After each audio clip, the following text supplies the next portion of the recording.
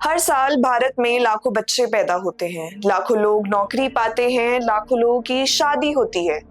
लेकिन 2024 में भारत में एक और संख्या थी, 1,70,744। ये उन लोगों की संख्या थी जिन्होंने अपनी जिंदगी खुद खत्म कर ली, आत्महत्या कर ली। जरा सोचिए, ये संख्या कोई छोटे शहर की पूरी आबादी से भी ज्यादा है। और सबसे हैरान करने वाली बात ये है कि इनमें से 1.25 लाख पुरुष थे। यानी आत्महत्या करने वाले हर 4 लोगों में से लगभग 3 पुरुष थे। अब अक्सर जब आत्महत्या की बात होती है तो लोग मान लेते हैं कि इसकी सबसे बड़ी वजह या तो गरीबी होगी, बेरोजगारी होगी या फिर पढ़ाई का दबाव होगा। लेकिन एनसीआरबी के आंकड़े कुछ और कहानी बताते हैं। भारत में आत्महत्या की सबसे बड़ी वजह ना तो बेरोजगारी थी और ना ही परीक्षा में असफलता। सबसे बड़ी वजह थी परिवार की समस्या। 57,000 से भी ज्यादा लोगों ने सिर्फ पारिवारिक समस्याओं की वजह से अपनी जान दे दी। सोचिए, जिस परिवार को हम सबसे बड़ा सहारा मानते हैं, कई लोगों के लिए वही सबसे बड़ा दबाव भी बन जाता है। इसके बाद दूसरी सबसे बड़ी वजह थी बीमारी। 30,000 से ज्यादा लोगों ने बीमारी से जुड़ी परेशानियों के कारण आत्महत्या करी। और यहाँ सिर्फ शारीरिक बीमारियां नहीं थी, मानसिक बीमारियां भी एक बहुत बड़ा कारण थी। हजारों लोग ऐसे थे जो डिप्रेशन, मानसिक तनाव और लंबे समय से चल रही बीमारियों से जूझ रहे थे।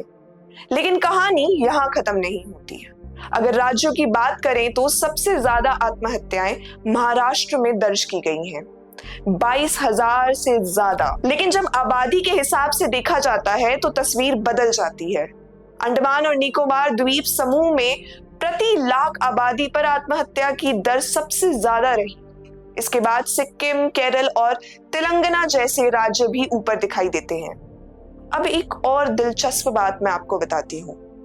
अक्सर माना जाता है कि शादी लोगों की स्थिरता देती है, लेकिन हजारों आत्महत्याएं शादी से जुड़े कारणों की वजह से होती है। पुरुष में शादी ना हो पाना या विवाह तय ना होना एक बहुत बड़ा कारण था। वहीं महिलाओं में दहेज से जुड़े विवाद एक बहुत बड़ी वजह बनकर सामने आए।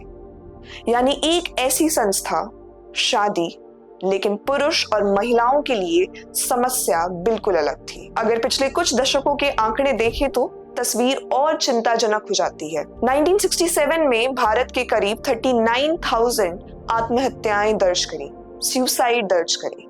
आज ये संख्या 1.7 लाख के ऊपर पहुंच चुकी है। यानी देश की आबादी तो बढ़ रही है, लेकिन मानसिक दबाव, सामाजिक अपेक्षाएं और व्यक्तिगत संघर्ष भी तेजी से बढ़ रहे हैं। और शायद इस पूरी रिपोर्ट को सबसे ज्यादा दुखद हिस्सा यही है। इनमें से अधिकांश लोग कोई आंकड़ा नहीं थे। वह किसी के पिता थे, किसी की बेटी थी, किसी के पति, पत्नी, दोस्त या भाई थे।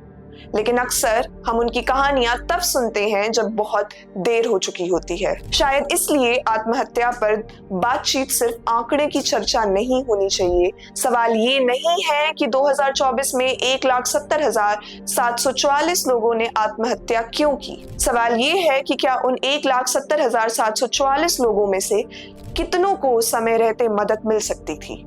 और शायद यही वह सवाल है जिस पर समाज, परिवार और सरकार तीनों को मिलकर सोचने की जरूरत है। अगर आपको हमारी ये वीडियो अच्छी लगी और आपको लगा कि इस वीडियो में एक ऐसा संदेश था जो आपके परिवार, आपके निजी लोगों तक पहुंचना चाहिए, तो इसको जरूर लाइक करें, शेयर करें और हमारे चैनल को सब्सक्राइब करें। मैं हूं आपके साथ सिमरन राठौर और आप देख रहे हैं आरंभ न्यूज।